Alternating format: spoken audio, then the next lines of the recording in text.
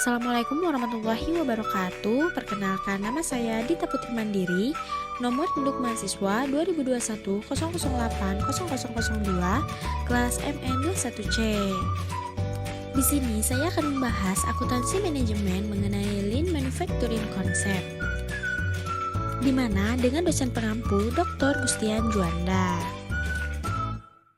Di sini saya akan menjelaskan materi yang pertama mengenai definisi Lean Manufacturing Concept, di mana Lean merupakan upaya yang dilakukan oleh suatu perusahaan untuk mencegah serta menghilangkan pemborosan sehingga bisa meningkatkan nilai tambah produk untuk konsumen. Lean Manufacturing ini merupakan upaya yang dilakukan perusahaan untuk meningkatkan efisiensi produksi. Lean dijadikan sebagai praktek yang mempertimbangkan berbagai pengeluaran yang berkaitan dengan sumber daya yang dimiliki perusahaan. Yang kedua, mengenai manfaat Lean Manufacturing Concept, di mana tujuan dari Lean Manufacturing Concept ini adalah untuk memaksimalkan nilai bagi pelanggan dan meningkatkan profitabilitas perusahaan dengan menghilangkan aktivitas yang tidak memberikan nilai tambah. Jadi, inti tujuannya adalah menambah kepuasan pelanggan secara maksimal, dengan begitu profit perusahaan akan meningkat. Selanjutnya, prinsip-prinsip Lean Manufacturing. Prinsip-prinsip Lean Manufacturing dan Manufacturing memiliki prinsip berkonsentrasi pada efisiensi pemanfaatan sumber daya secara penuh dan meminimalisir persediaan yang tidak terpakai. Prinsip yang pertama yaitu prinsip mendefinisikan nilai produk, tujuan untuk mengidentifikasi nilai seluruh aliran proses mulai dari pemasok sampai ke pelanggan. Prinsip ini menggunakan konsep quality cost delivery service dan productivity motivation inspiration. Hasilnya berupa informasi mengenai proses atau elemen apa saja yang tidak memberikan nilai tambah kepuasan pelanggan. Yang kedua yaitu prinsip menghilangkan pemborosan, loss elimination principle, yaitu menghilangkan segala aktivitas yang tidak memberikan kontribusi peningkatan nilai produk di mata pelanggan.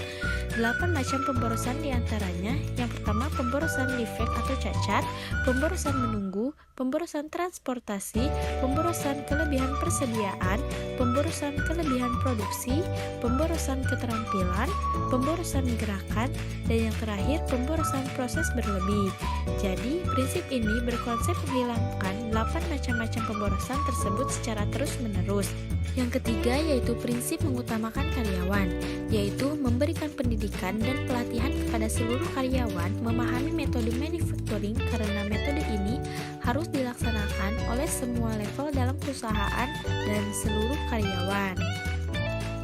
Selanjutnya, beberapa masalah yang menyebabkan perusahaan membutuhkan Lean Manufacturing diantaranya adalah: yang pertama, integritas kerja karyawan yang rendah. Yang kedua, karyawan yang tidak mampu bekerja secara profesional.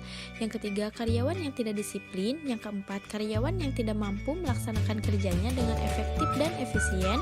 Yang kelima, kurangnya pemanfaatan sumber daya yang dimiliki perusahaan untuk menghasilkan produk berkualitas. Adapun langkah-langkah sebelum Lean Manufacturing, yang pertama yaitu identifikasi semua alur pekerjaan di gudang. Yang kedua, memperhitungkan penambahan nilai pada semua aktivitas pergudangan.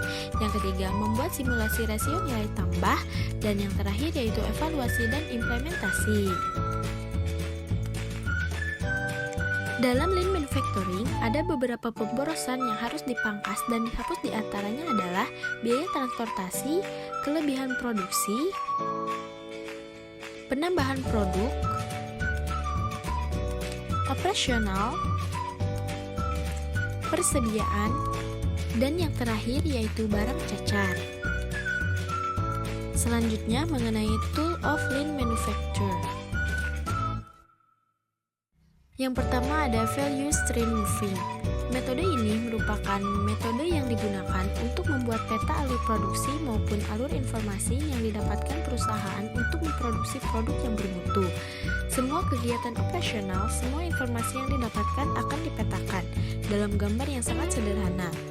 Gambar tersebut mencakup input dan output, proses pembuatan barang maupun keberadaan konsumennya. Value stream mapping ini juga digunakan untuk menilai dan meneliti adanya pemborosan yang terjadi. Dengan adanya konsep ini, maka perusahaan bisa membangun sense of urgency yang meliputi beberapa anggota suatu organisasi dan juga digunakan sebagai alat berkomunikasi untuk memperlancar implementasi Lean tersebut. Yang kedua yaitu Kaizen. Kaizen merupakan suatu perbaikan yang dilakukan secara berkelanjutan dan tidak berhenti sampai apa yang diinginkan tercapai. Perbaikan ini akan berkesinambungan untuk meningkatkan perbaikan terhadap produk, proses maupun pelayanan yang dilakukan sepanjang waktu. Kaizen akan mengurangi pemborosan yang tidak penting dari suatu perusahaan untuk meningkatkan pelayanan kepada konsumen, meningkatkan kualitas suatu produk maupun meningkatkan produktivitas sumber daya manusia di dalamnya.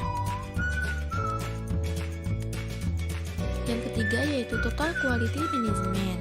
TQM merupakan suatu pendekatan yang dilakukan untuk meningkatkan kualitas dari suatu produk berdasarkan strategi tertentu.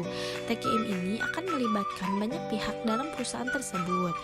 Ketika perusahaan melakukan beberapa tindakan dalam pelaksanaan TQM, maka karyawan dan manajer juga harus sejalan dengan keinginan dan tujuan TQM tersebut. Dengan menggunakan konsep Total Quality Management tersebut, maka akan mudah bagi perusahaan untuk terus meningkatkan kualitas dan kepuasan pelanggannya.